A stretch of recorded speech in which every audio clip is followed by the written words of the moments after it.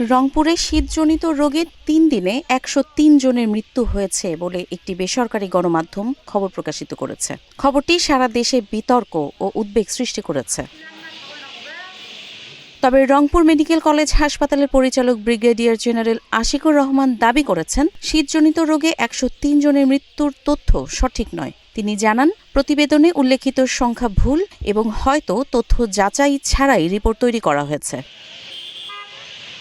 পরিচালক সাংবাদিকদের জানান, এমন ধরনের খবর প্রকাশের আগে অবশ্যই সঠিক তথ্য যাচাই করা উচিত। তিনি বলেন, এই ধরনের ভুল তথ্য রোগী, পরিবার ও জনগণের মধ্যে অযথা আতঙ্ক সৃষ্টি করে। ডিসেম্বরের মাঝামাঝি সময় থেকে যে ঠান্ডা পড়া শুরু হয়েছে, সেই সময় থেকে শুরু করে আজকে পর্যন্ত হসপিটালে 7 জন বয়স্ক এবং 9 জন শিশু শীতজনিত রোগ, যেগুলোতে রোগ বাড়ে সেই রোগগুলোতে মৃত্যুবরণ করেছে। শীত আসার পর থেকে আজকে পর্যন্ত আমাদের প্রকৃত সংখ্যা বয়স্ক 7 জন শীতকালীন রোগে মারা গিয়েছে এবং 9 জন বাচ্চা এই শীতকালীন রোগে মারা গিয়েছে। নিউজে দেখেছি যে একটা গণমাধ্যম 103 জন নিউজ প্রচার করে ফেলেছে।